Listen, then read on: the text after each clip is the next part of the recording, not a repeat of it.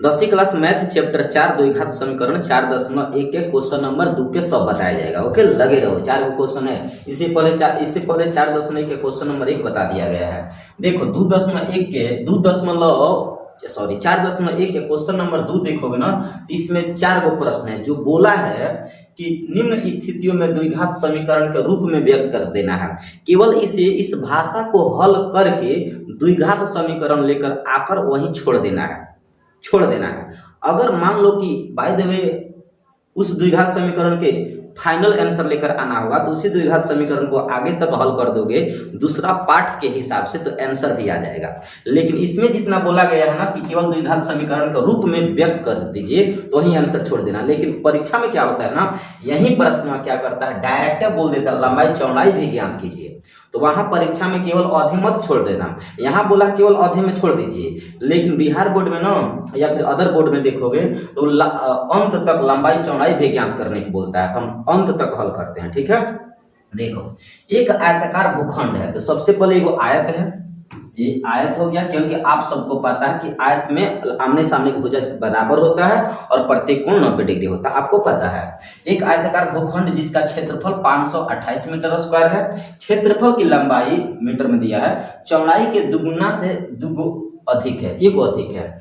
क्षेत्रफल की लंबाई चौड़ाई के तो जिस शब्द में के में से आता है उसी को x मानते हैं, गैंठर पार लेना इस बात को। इसमें बोला ना चौड़ाई के तो चौड़ाई के लंबाई के चौड़ाई में लंबाई से, तो जहां का की के में से होता है उसी को x माना जाता है। ठीक है, जैसे हम आपको बता दें, है राम है मान लो और है रहीम है। ठीक है, है कौन है, रहीम है, रहीम। और कहें राम रहीम के उम्र के दुगुना है, रहीम के उम्र के दुगुना है, रहीम के हेकरा में न के बा, तो राम रहीम के उम्र के दुगुना है। तो अगर रहीम 5 साल के बाद तो कितना हो, 10 साल के, क्योंकि रहीम के दुगुना है तो इसके न दुगुना है, तो इसका मतलब इसका जो भी होगा उम्र न उसमें 2 से गुना करोगे तो रामुआ का निकलेगा। उसी प्रकार यहाँ चौड़ाई के, तो चौड़ाई को x मानोगे तो लंबाई कितना हो जाएगा, दुगुना से एगो अधिक, तो 2x और प्लस 1 हो जाएगा, दुगुना। तो मतलब 2 में x में गुणा करो, 2x और प्लस 1 जोड़ दो, तो चौड़ाई कितना मानोगे x, तो लंबाई कितना हो जाएगा, दुगुना। तो दुगुना x के दुगुना क्या होगा, 2x। और फिर से कहता है दुगुना से एगो अधिक बा, तो यहाँ 2x प्लस 1 कर दोगे, 2x प्लस 1 हो गया। माना कि आयत का चौड़ाई x है और लंबाई 2x प्लस 1 है, इतना मान लिया गया। ठीक है, आय समझ में यहाँ तक बात। चलो, जब यहाँ तक बाबू और बॉबी समझ लिए हो तो आसानी से आंसर आ जाएगा। पहले इसे मान लेना, यहाँ से हम हल करते हैं। माना कि आयत का चौड़ाई हम क्या माने हैं, x माने हैं, तथा लंबाई तो कितना हो गया, तथा लंबाई कितना हो जाएगा, दुगुना। चौड़ाई के दुगुना है ना, तो चौड़ाई है x, तो ये हो जाएगा दुगुना, 2x प्लस 1 अधिक है तो ये हो गया। अब कर रहा है, अब क्षेत्रफल 528 है, लंबाई है इतना, चौड़ाई है इतना, क्षेत्रफल। ये बताओ आयत का क्षेत्रफल क्या होता है, आयत का क्षेत्रफल लंबाई गुणा चौड़ाई होता है। यहाँ लिखो चूंकि आयत का क्षेत्रफल बराबर कितना दिया है, 528 इतना दिया है। तो आयत का क्षेत्रफल 528 है, इसका मतलब ये है कि आयत का क्षेत्रफल दिया है, तो आयत के क्षेत्रफल के सहायता से हमारा समीकरण मिलेगा। तो आयत के क्षेत्रफल का फॉर्मूला क्या होता है, लंबाई गुणे चौड़ाई। क्या होता है बाबू, लंबाई गुणे चौड़ाई होता है, लंबाई गुणे चौड़ाई। अब बराबर कितना दे रखा है, 528 दिया है ना।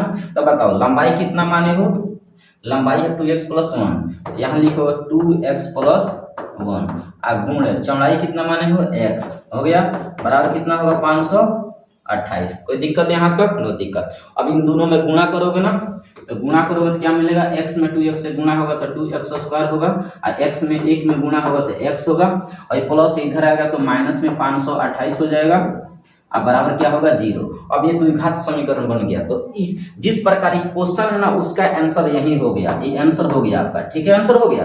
लेकिन बोर्ड एग्जाम में क्या करता है, इसका मान बताता है, पूछता है कि फाइनल बताओ लंबाई और चौड़ाई कितना है। बोर्ड में यहाँ तक गलती कर देता है, वो पूछ लेता है। लेकिन इस प्रश्न का उत्तर जितना बोला है द्विघात समीकरण के रूप में व्यक्त कीजिए, निरूपित कीजिए जितना पूछा उसका आंसर हो गया। लेकिन बोर्ड में जाओगे तो कहता है लंबाई बताओ, तो इसे हल करोगे x का मान आएगा तब ना लंबाई निकलेगा। तो बोर्ड के हिसाब से हम बात कर रहे हैं, इसके हिसाब ये तो हो गया, आंसर हो गया इसका। लेकिन बोर्ड के हिसाब से पूछा जाए तो क्या बताओगे, इसे हल करोगे। अब हल करोगे तो कैसे, इधर वाला मिटा देते हैं, इधर वाला हम मिटा देते हैं, ठीक ना बाबू। चलो इस प्रश्न को अब हल करते हैं। अब बताओ 528 में 2 से गुणा करेगा तो कितना होगा, 1056 हो जाएगा, 1056। अब कह रहा है 528 में 2 से द्विघात बहुपद जैसे जानते हो ना कि गुणा करने पर इतना, जोड़ने घटाने पे, उस विधि से हल करोगे। अब बताओ इसे हल करोगे तो क्या होगा, 2x²। अब बताओ ऐसा कोई अंक बताओ कि गुणा करने पर 556 आवे और जोड़ने घटाने पर 1 आवे, तो फंसा दिया। तो फंसने वाला कोई दिक्कत नहीं है। जब भी इस प्रकार की क्वेश्चन हो कि गुणा करने पर इतना, जोड़ने घटाने पर 1, तो सबसे पहले जो गुणा करने पर आता है ना उसका लघुत्तम निकाल दो, उसी में तालमेल करोगे तो आंसर आ जाता है। तो 1056 के कहीं साइड में लघुत्तम निकाल देना, 2 से कटेगा 5 बार में, 2 दूना 4, 2 8 16, फिर 2 से काटो, 2 दूना 4, 2 6 12, 2 6 8, फिर 2 से काटो, 2 एकम 2, 2 3 6, 2 दूना 4, फिर 2 से काटो, 2 6 12, 2 6 12, ठीक है। फिर 2 से काट लो, 2 33 हो गया ना। अब इसी को गुणा करो, 2 दूना 4, 4 दूना 8, 8 दूना 16, 16 दूना 32। यहाँ तक गुणा कर दे 32 आ रहा है ना, आइए क्या है 33, 32 में से 32 निकलेगा तो 1 बचेगा। यहाँ देखो 1 आ गया ना, 33 में 32 में गुणा करोगे तो 1056 में आ जाएगा। इसका मतलब 33 और 32 है। इस प्रकार लघुत्तम निकालोगे ना, उसी में तालमेल करोगे तो आंसर आ जाता है। समझे ना बाबू। इसका मतलब हमारा कौन कौन अंक है, 32 और 33 है। जो 32 में और 33 में गुणा करेंगे तो 1056 आएगा, और 33 में से 32 घटाएंगे तो हमारा 1 आ जाएगा। समझे ना बाबू, बहुत बढ़िया। जब यहाँ तक समझ लिए हो तो इसका मतलब क्या है कि अब हम इन 3 पदों से हम क्या बनाएंगे, 4 पद बनाएंगे। ये 3 गो पदों को हम 4 पद बनाएंगे। प्लस में x न लाना है, प्लस में, इसका मतलब प्लस में 35 करेंगे और माइनस में कर देंगे 32x। ये क्या है, माइनस 528 है। यहाँ लिखोगे माइनस में 528 बराबर क्या लिखोगे, 0। अब बताओ 2 में 35 में कोई कॉमन नहीं निकलता है, छोड़ दो, केवल x निकालो कॉमन। ये हो जाएगा 2x प्लस हो जाएगा 33, ठीक है। इसमें क्या है 32x, 32 कॉमन निकल जाएगा। 32 कॉमन निकालोगे तो कितना होगा, इसमें 2 नहीं निकल रहा है यार, 32 33, हाँ केवल x निकालो तो हो जाएगा। इसमें x निकालोगे, 16 नहीं निकालोगे, कितना निकालना होगा, 16 निकालो, 16 का पाला कटेगा, 16 निकालो, 16 निकालोगे, 16 दूना 32, 16 दूना 32, माइनस नहीं है तो यहाँ माइनस करो, किधर करें, चलो यहाँ देखो माइनस है तो माइनस रखोगे, 16 का पहला दूनी कटेगा, 16 दूना 32, x से x माइनस माइनस ये प्लस हो जाएगा। 16 का पहला 33 बार पढ़ना होगा, हो गया।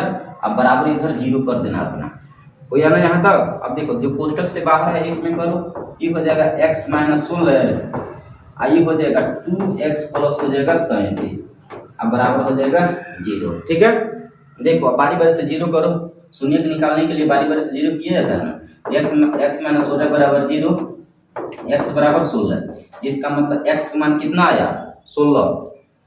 एक और हल करेगा तथा दूसरा हल क्या करेगा, 2x प्लस 35 बराबर हो जाएगा 0। x बराबर क्या होगा, एक प्लस 35 है, उधर जाएगा तो माइनस में होगा, और 2 गुणा में, गुणा बदलता भाग में, माइनस 35 बटा 2। ये बताओ माइनस में कोई लंबाई चौड़ाई नहीं होता, तो माइनस वाली संख्या को हम अमान्य लिखेंगे। यहाँ क्या लिखेंगे, अमान्य है, मतलब इसका कोई वैल्यू नहीं है। इसका मतलब हमारा x का मान कितना आया, 16, प्लस में आंसर होता है। इसका मतलब चौड़ाई को नहीं x माना था, चौड़ाई कितना हो गया x, यहाँ लिख देना। अतः हमें लिख देना, जगह नहीं है हम ऊपर लिख देते हैं, लिख लेना बाबू। अतः आयत की चौड़ाई x है, x के जो यहाँ पर क्या भरेगा 16। आयत की चौड़ाई x है, आयत की चौड़ाई कितना है बाबू, x है। तथा लंबाई कितना लिखोगे, तथा लंबाई हो गया दुगुना है, तो यहाँ 16 का x का मान 16 निकालो तो 16 दूना 32, 32 से 33, तो लंबाई का मान कितना हो गया 33, से हो गया आंसर। अभी बोर्ड के हिसाब से हल हो गया, ठीक है। तो अगर फेयर बना रहे हो तो केवल यहीं तक बनाना, हम तो कहेंगे बोर्ड के हिसाब से पढ़ो, तो बोर्ड के हिसाब से यहाँ तक आंसर बनाओगे, ठीक है। चलो यहाँ तक क्लियर हो गया। क्वेश्चन नंबर बात करते हैं 2 नंबर। दो क्रमागत धनात्मक पूर्णांक का गुणनफल इतना है। ध्यान से सुनो बाबू, क्रमागत बोला है, इसका मतलब यह है, क्रमागत का मतलब क्या होता है बाबू, लगातार होता है। धनात्मक पूर्णांक का मतलब होता है ऐसी संख्या जो शून्य से ऊपर हो, मतलब धनात्मक कौन होता है, जीरो से ऊपर, जीरो से ऊपर, ऊपर का मतलब 1 2 3 4, ये सब धनात्मक पूर्णांक कहलाता है।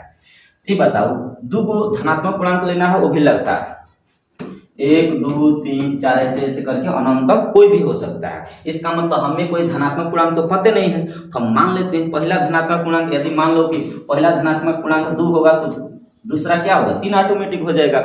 इसका मतलब यह है कि पहला धनात्मक जो भी होगा ना, उसमें तुरंत एक जोड़ोगे तो अगला मिलेगा।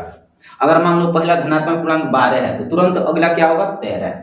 क्रमागत मतलब लगातार होता है। इसका मतलब यह है कि पहला धनात्मक पूर्णांक जितना भी होगा, जो भी होगा, उसमें एक जोड़ेंगे तब जाकर दूसरा धनात्मक पूर्णांक हमें मालूम चलेगा।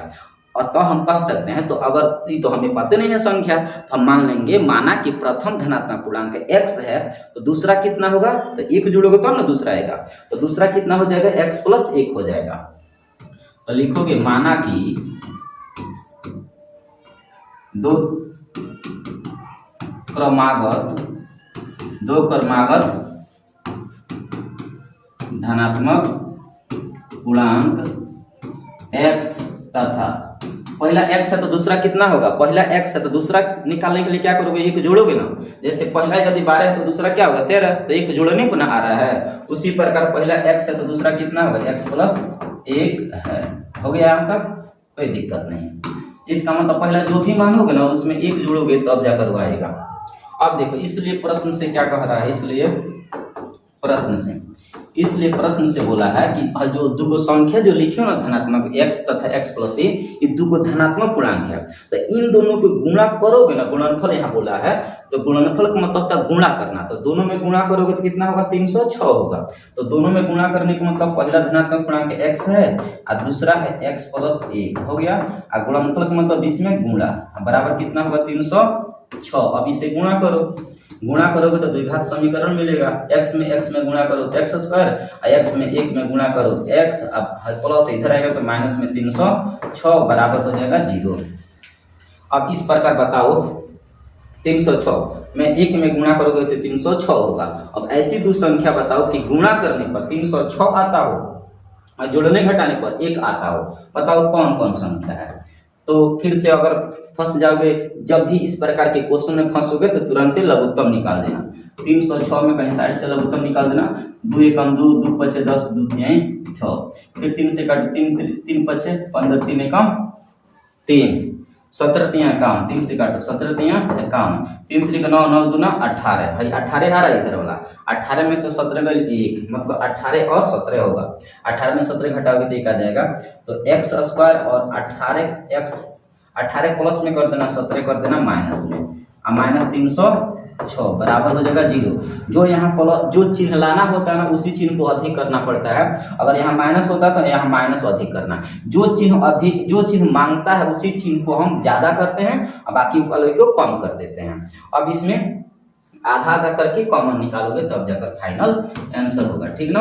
अब यहाँ से तो मुझे लगता है कि बना ही दोगे, फिर भी हम बना ही देते हैं। देखो अब यहाँ से बनाओगे तो क्या होगा, x इन दोनों में कॉमन निकालोगे तो हो जाएगा x × x + 18 होगा ना, इन दोनों में कॉमन। इसमें हो जाएगा तुम्हारा 17 कॉमन होगा, 17 माइनस में 17 कॉमन निकालोगे तो हो जाएगा x प्लस हो जाएगा 18, 17 18 306 होता है। 17 कॉमन निकालोगे तो 17, बाकी अंदर माइनस हो जाएगा प्लस। अब देखो, जब कोष्टक से बाहर एक में कर दो x - 17, आई कोष्टक के अंदर है x + 18, एक जैसा होता है तो दोनों को एक मान लेते हैं। अब बारी बारी से अपना 0 करो, x - 17 बराबर 0, x बराबर 17 हो गया, x बराबर 17, तो ई होगा धनात्मक, आई हो जाएगा ऋणात्मक। तथा दूसरा क्या निकालोगे, x + 18 बराबर दिया है 0, तो x बराबर कितना होगा, माइनस में 18, इसका मतलब माइनस में ऋणात्मक न हो जाएगा, इसलिए इसे लिखोगे ना अमान्य। क्यों, क्योंकि धनात्मक बोला है ना, धनात्मक, ये आ गया ऋणात्मक, इसका मतलब ई आंसर नहीं होगा। आंसर कौन होगा, 17 होगा प्लस वाला। तो लिख देना, अतः नीचे लिखना, हमारा जगह नहीं है इसलिए हम ऊपर लिखते हैं। अतः दो क्रमागत धनात्मक पूर्णांक, पूरा लिख देना, अतः दो क्रमागत धनात्मक पूर्णांक 17 तथा 17 एगो यहाँ 17 भरेगा तो 17 1 18, एगो पहला 17 होगा तो दूसरा कितना होगा 18, आंसर हो जाएगा। ठीक है, इस प्रकार आप बनाओगे। क्वेश्चन नंबर कितना रहा बाबू 2। अब चलो 3 नंबर पर देखो, ये रोहन की माँ उससे 26 वर्ष बड़ी है। रोहन की माँ कितना वर्ष बड़ी है 26 वर्ष। उनकी आयु वर्षों में गुणनफल अब से 3 वर्ष बाद 360 हो जाता है, तो रोहन की वर्तमान उम्र क्या है। देखो, पश्चात पूछे तो हमेशा आगे का होता है, मतलब बाद का। आप पूर्व पूछे तो हमेशा पीछे का होता है। जैसे मान लो रोहन कौन रोहन, अरे रोहन की माँ है, पूजनीय माँ होती है तो माँ को पूजा जा सकता है। रोहन की उम्र, माँ की उम्र, मतलब रोहन की माँ उससे 26 वर्ष बड़ी है, मतलब माई के उम्र या ना 26 वर्ष बड़ा बा। तो अगर ये 2 साल के होई रोहन, तो माई कितना वर्ष के हो जाएंगी, तो 26 को 2 28 वर्ष के हो जाएंगी। इसका मतलब जो भी रोहन की उम्र होगा ना, उसमें 26 जोड़ोगे तो जाकर माई की उम्र निकलेगा। तो अगर हम रोहन को x मान लें तो माई की कितना हो जाएगा x + 26 हो जाएगा। समझा कि नहीं समझा? क्योंकि मानव हमेशा 26 वर्ष बड़ी है।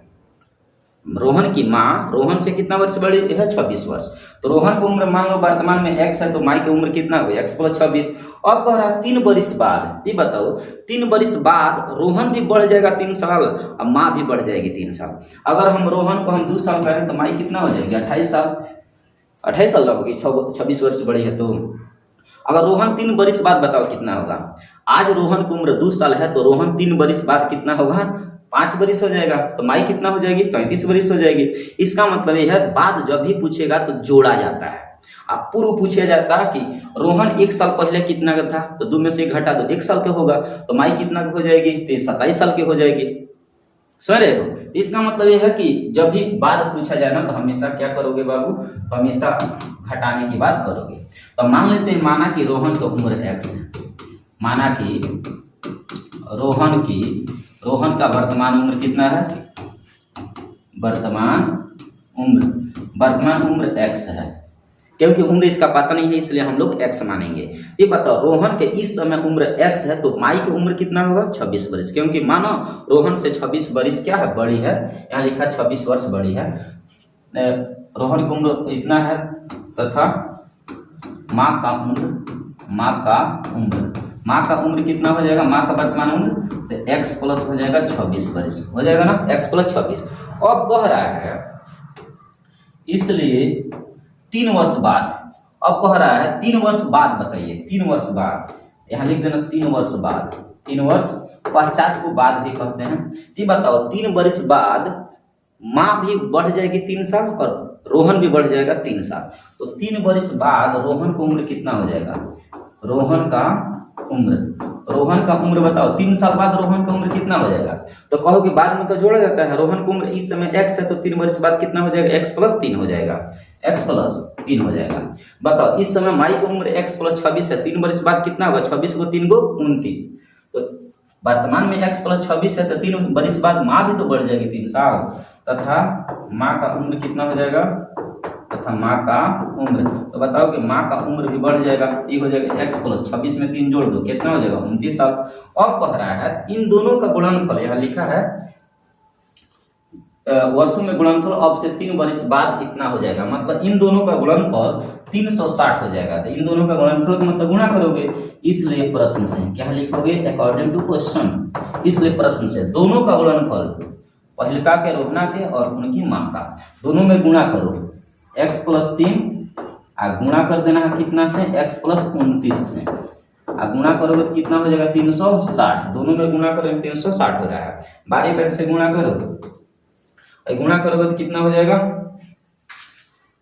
गुणा करो x में गुणा करो x² x में गुणा हुआ, x में 29 में गुणा करोगे तो ये हो जाएगा 29x होगा। तो x के गुणा खत्म, ठीक ना।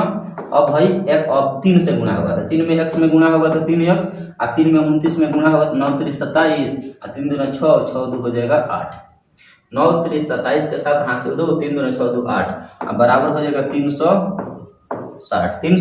360। अब देखो दोनों एक खानदान के हैं तो दोनों जुट जाएगा, दोनों क्या करेगा जुटेगा, x² प्लस हो जाएगा 29 को 3 को हो जाएगा 32 को, ये हो जाएगा x² प्लस 32x अब प्लस हो जाएगा 87 + 87 बराबर कितना हो जाएगा 0। अब देखो गुणा करने पर 87 लाना है, जोड़ने घटाने पर 32। कोई अंक है? फिर से अगर फंसोगे तो 87 का लघुत्तम निकालो, 87 का लघुत्तम निकालो तो 3 से काटो, 3 दूना 6, 2 देगा 3 9 27 हो जाएगा ना। 29 यहाँ 87 होता है, और 29 को 3 को हो जाता है 32, 29 को 3 को 32 को, ठीक ना। इस प्रकार अपना निकाल सकते हो। ओके बाबू, चलो आगे बढ़ो। यहाँ लिखोगे क्या, कितना था, 0 था, ये हो गया 0। चलो स्टार्ट करते हैं। तो एक्स स्क्वायर 29 को 3 गुना 32 होता था, 29 को 3 को 32, 29 में 3 में गुना करेगा तो 87 आ जाएगा। ये हो जाएगा 29x प्लस में 3x प्लस में 87 बराबर हो जाएगा 0। इसका मतलब 29 और 3 ऐसा दो संख्या है जो गुणा करने पर 87 दे रहा है और जोड़ने घटाने पर 32 दे रहा है। अब यहाँ देखो x कॉमन है, x कॉमन निकालो तो हो जाएगा x प्लस 29 हो जाएगा, आही हो जाएगा 3 कॉमन निकालो तो 3 कॉमन निकालो तो x और 3 29 87 बराबर 0 हो जाएगा, ठीक ना। जो कोष्टक में है एक में कर दो, x प्लस 3 हो जाएगा और वो x प्लस 29 हो जाएगा, ठीक ना। x प्लस 29, यहाँ तक कोई क्लियर हुआ कि नहीं हुआ? बहुत बढ़िया। अब यहाँ क्या करेगा, दोनों का दोनों देखो बराबर 0, दोनों का उम्र कितना होगा। अब यहाँ देखो x प्लस 3 बराबर कितना हो जाएगा 0, x बराबर कितना होगा माइनस में 3, देखो माइनस में 3 आएगा, x प्लस 29 बराबर हो जाएगा 0, तो x बराबर कितना होगा माइनस में 29। दोनों माइनस में आ रहा है, दोनों माइनस में आएगा। यहाँ पे देखो ना क्या हो जाएगा, x बराबर माइनस में 29 है, माइनस में 29 लिखा है, लिख देना माइनस में 29। देखो दोनों माइनस में है। अब देखो इसमें कौन देखना कौन सटीक बैठता है। तो यहाँ रोहन के वर्तमान उम्र यदि 3 होगा, माइनस में तो कोई उम्र होता नहीं है, इसलिए इसे हम प्लस लेकर चलेंगे, क्योंकि माइनस में किसी का उम्र नहीं होता है, ठीक ना। यहाँ लिखोगे अतः, क्या लिखोगे, अतः रोहन का वर्तमान उम्र 3 वर्ष है। रोहन का वर्तमान उम्र कितना है 3। तो बताओ रोहन के वर्तमान उम्र 3 है तो माँ का वर्तमान उम्र कितना हो जाएगा, 3 को 26 को 29 हो जाएगा, कितना हो जाएगा 29। तथा माँ का वर्तमान उम्र कितना हो जाएगा, तो 3 में 26 जोड़ दो, 26 को 3 को कितना हो जाएगा 29। ये हो गया और इतना आंसर। रोहन का वर्तमान उम्र 3 होगा और माँ का कितना हो जाएगा 29। इस प्रकार आंसर होगा, ठीक है। चलो अब बात करते हैं 3 के बाद कहाँ चलते हैं 4 नंबर क्वेश्चन। लिखा एक रेलगाड़ी 480 किलोमीटर प्रति घंटा के स्पीड से पहुंच रही है, बहुत तेजी से जा रही है, समान चाल से दूरी तय कर रही है। यदि उसकी चाल 8 किलोमीटर प्रति घंटा कम होती है तो वह उसी दूरी को तय करने में 3 घंटा अधिक लेती है। देखो चाल, दूरी, समय में झंझट मत रखना। देखो नॉर्मल 9th क्लास में पढ़े हो कि दूरी बराबर होता है चाल गुणे समय, दूरी बराबर चाल गुणे समय। एगो हम मंत्र आपको दे रहे हैं। देखो मैथ में कभी भी इस प्रकार के क्वेश्चन हो, चाल दूरी कभी भी क्वेश्चन आए, कान खोलकर एक बात सुन लो कि जब भी इस प्रकार के दूरी चाल समय, दूरी चाल समय में घुमाएगा तो तुरंत हमेशा फार्मूला समय का ही लगता है। पूरा मैथ 10वीं के बना लोगे ना तो हमेशा समय का फार्मूला लागू होता है। हमेशा किसका फार्मूला लागू होता है, समय का, दूरी बट्टा चाल, दूरी बट्टा चाल। जब भी कंफ्यूजन हो कि इसमें से कौन फार्मूला लागू करे तो दिमाग में एक ही बात याद रखना कि हमेशा 10वीं क्लास के मैथ में हमेशा समय का ही सूत्र लागू होता है, ठीक ना बाबू। चलो आगे हम बढ़ते हैं। देखो इसमें क्या क्या दिया है, पहले देखो इसमें रेलगाड़ी की चाल पूछा, तो रेलगाड़ी की चाल तो हमें पता नहीं है, रेलगाड़ी की चाल पता नहीं है वास्तविक। हम लिखेंगे माना कि रेलगाड़ी की चाल x है, माना कि रेलगाड़ी की चाल कितना है, रेलगाड़ी की चाल, माना कि रेलगाड़ी की चाल कितना है x किलोमीटर प्रति घंटा है, ठीक है। तथा दूरी कितना दिया है, तथा दूरी इसका दिया है, दोनों स्टेशनों के बीच की दूरी है 480 किलोमीटर, 480 किलोमीटर ये दूरी दे रखा है, ठीक है। तो देखो हमें चाल पता चल गया, दूरी पता चल गया, इसका मतलब समय हम निकालेंगे तो वास्तविक समय पता चल जाएगा, ठीक है ना, क्योंकि हमें समय पता नहीं है। ये जो समय दिया है ना, तो एक दिन ट्रेन जा रही है तो एकदम नॉर्मल जा रही है x किलोमीटर प्रति घंटा का स्पीड से। दूसरे दिन कह रहा है यदि चाल कम कर दोगे, ये बताओ अगर हम रेहू 80 का स्पीड से जा रहे हैं आज, अगले दिन बिहान भेले हमारा तबीयत खराब हो जाता है तो हम 60 के स्पीड से जाएंगे, इसका मतलब हम देरी से समझेंगे, देरी से वहां पहुंचेंगे। वही कह रहा है यदि आप चाल घटाओगे ना 8 किलोमीटर प्रति घंटा चाल कम करोगे तो क्या करोगे, 3 घंटा देरी से पहुंचोगे। 3 घंटा क्या करोगे, देरी से पहुंचोगे। तो पहले का चाल में से 8 किलोमीटर घटाना होना पड़ेगा। आज हम 80 का स्पीड से जा रहे हैं तो अगले दिन हम 8 किलोमीटर कम स्पीड करेंगे, तो इसका मतलब हम 72 के जाएंगे। तो 72 का स्पीड से जाएंगे तो धीरे से न पहुंचेंगे, वहां थोड़ा देरी से पहुंचेंगे। तो वही बात है कि मानक रेलगाड़ी की चाल हम x मान लिए हैं, दूरी इतना है, तो इसलिए वास्तविक समय कितना हो जाएगा, इसलिए वास्तविक समय बराबर वास्तविक समय, और वास्तविक समय बराबर क्या लगेगा, वास्तविक समय लगेगा दूरी बटा चाल फॉर्मूला होता है, क्या होता है, दूरी बटा चाल। तो दूरी की जगह पर हम क्या लिखेंगे, दूरी की जगह पर लिखेंगे 480, 480 बटा हो जाएगा x, इतना घंटा होगा। तो समय कितना लगेगा, 480 बटा x, इतना लगेगा ना समय। फिर दूसरे दिन क्या होता है, तथा यहाँ चूंकि भी लिख सकते हो, चूंकि 8 किलोमीटर, कितना किलोमीटर कम कर रहे हो स्पीड, चूंकि 8 किलोमीटर कम, 8 किलोमीटर कम, 8 किलोमीटर चाल कम करने पर, ऐसे मजा नहीं आएगा, रुको हम बता रहे हैं।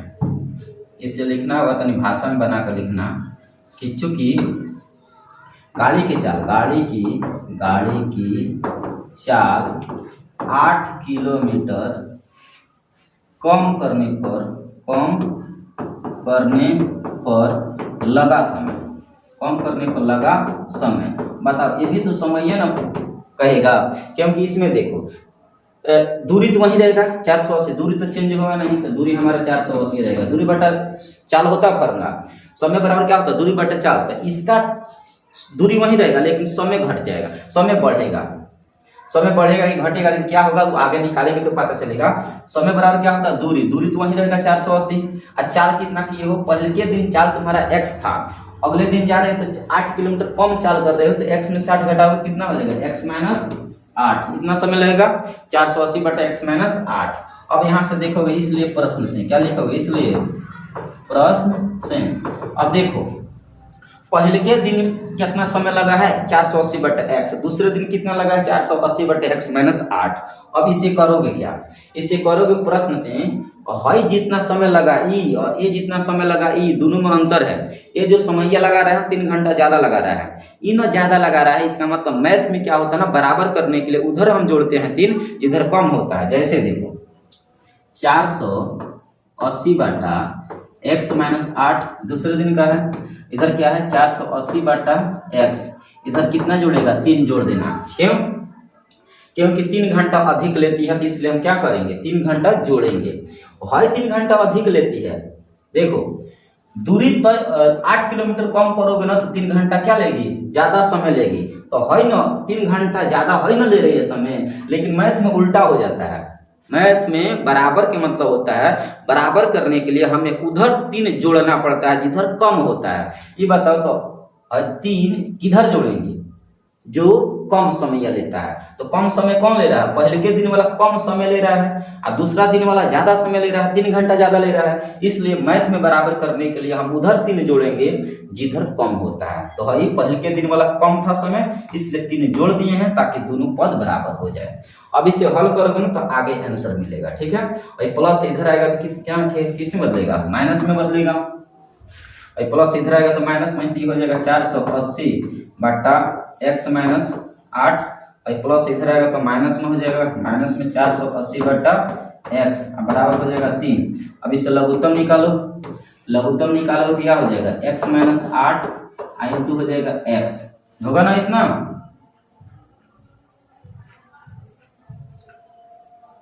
x माइनस 8 है और ये हो जाएगा x, लघुत्तम हो जाएगा, क्योंकि लघुत्तम नहीं निकलता तो दोनों में क्या करते हैं, गुणा करते हैं। अब इसका पहला पढ़ोगे, इतना से इतना खत्म हो जाएगा तो 480 में x में गुणा करेगा तो 480x होगा। क्या होगा, 480x, और माइनस है तो माइनस। अब x से x खत्म हो जाएगा तो 480 में दोनों में गुणा करेगा, 480 में x में गुणा होगा तो 480 x, अब -8 में 480 से गुणा करेगा तो माइनस माइनस हो जाएगा प्लस 480 8 8 64, 8 8 जीरो है तो जीरो, 8 8 64 के 4 हासिल 6 और 8 चौको 32, 32 6 हो जाता है 38, इधर हो जाएगा जीरो। अब देखो इसको हल करोगे, इधर वाला मिटा दें, इधर वाला हम मिटा देते हैं, इधर वाला क्या करते हैं मिटा देते हैं, मिटाने में थोड़ा टाइम लगेगा, इसमें स्लाइड वाला में इसमें मिटाने में थोड़ा टाइम लगता है, ठीक ना। और वो वाला रहता है ना तो एक बार में क्लियर कर लेते हैं, ठीक कोई बात नहीं। चलो आगे, अब इसके बाद क्या करोगे, लघुत्तम निकलेंगे यहाँ, और लघुत्तम निकलने के बाद हम बारी बारी से क्या करेंगे, हाँ देखो इससे खत्म हो जाएगा ना क्योंकि प्लस माइनस घटता है तो क्या बचेगा 3840 बटा बचेगा। अब इसमें गुणा करो, x में गुणा करेगा तो x स्क्वायर और x में 8 में गुणा करेगा तो 8x बराबर हो जाएगा 3। ओ माय गॉड, है जीरो नहीं होगा बाबू, यहाँ 3 होगा, ऊपर है 3 है ना, है तो ऊपर 3 हो जाएगा। 3 बटा नीचे में 1 छिपा है, तिरछा तिरछे गुणा कर लो, इसमें 3 में गुणा करेगा तो 3x स्क्वायर हो जाएगा, 8 3 का हो जाएगा 24x, और 1 में इतना में गुणा करेगा तो हो जाएगा 3840, और प्लस इधर आएगा तो माइनस में हो जाएगा तो 3x स्क्वायर और माइनस हो जाएगा 24x, प्लस इधर आएगा तो माइनस 3840 बराबर हो जाएगा 0। अब गुणा करने पर आप देखो 3 के पहला में तीनों है ना, कट जाएगा तो 3 कॉमन निकाल लो, 3 एकम 3, 3 बट्ठे 24 और 3 एकम 3, 3 दूना 6, 3 बट्ठे 24 बराबर 0 बराबर 0। अब यहाँ देखो गुणा करने पर 1280 या जोड़ने घटाने पर 8 लाना है, ऐसे कोई अंक पढ़ो, कोई पहला पढ़कर निकाल देना अपना, ठीक ना।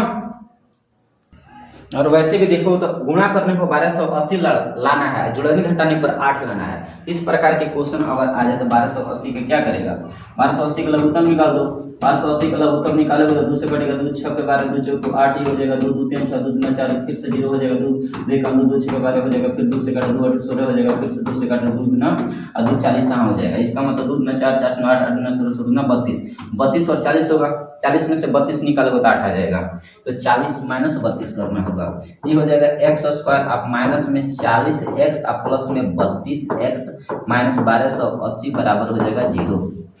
इस प्रकार गुणा कर लेना, इधर वाला 32 आएगा, इधर 40, 40 में 32 में गुणा करेगा तो 1260, 40 में से 32 घटाएगा तो 8 हो जाएगा, ठीक है।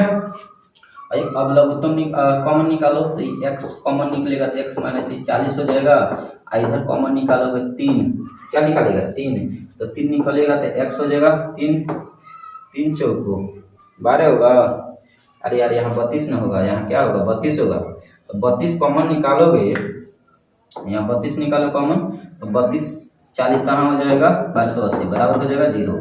तो कोष्टक से बाहर वाले को एक में करो, x प्लस 32 और x माइनस 40, x प्लस 32 और x माइनस 40 बराबर हो जाएगा 0, ठीक है। और बारी बारी से 0 कर लो, तो x प्लस 32 बराबर हो जाएगा 0, तो x बराबर कितना होगा, x बराबर हो जाएगा माइनस में 32, माइनस में 32 को अमान्य माना जाता है क्योंकि माइनस में कोई गाड़ी नहीं चलती है, प्लस में चलती है, तो इसी एक बार हल कर लो, x माइनस 40 बराबर हो जाएगा 0, तो x बराबर कितना होगा प्लस 40 हो जाएगा। इसका मतलब अतः रेलगाड़ी की चाल कितना हुआ x किलोमीटर प्रति घंटा, तो नीचे लिख देना अतः रेलगाड़ी की चाल x किलोमीटर मतलब 40 किलोमीटर प्रति घंटा है, रेलगाड़ी की चाल 40 किलोमीटर प्रति घंटा है, ये हो गया आंसर, ठीक है। वही वाला मत लिखना, ये कहीं रॉप किया जाता है। तो इस प्रकार हमारा 4.1 के क्वेश्चन नंबर 2 के चारों कंप्लीट होगा, ठीक है। इसके बाद यहाँ से आ जाएगा 4.2। Okay, thank you.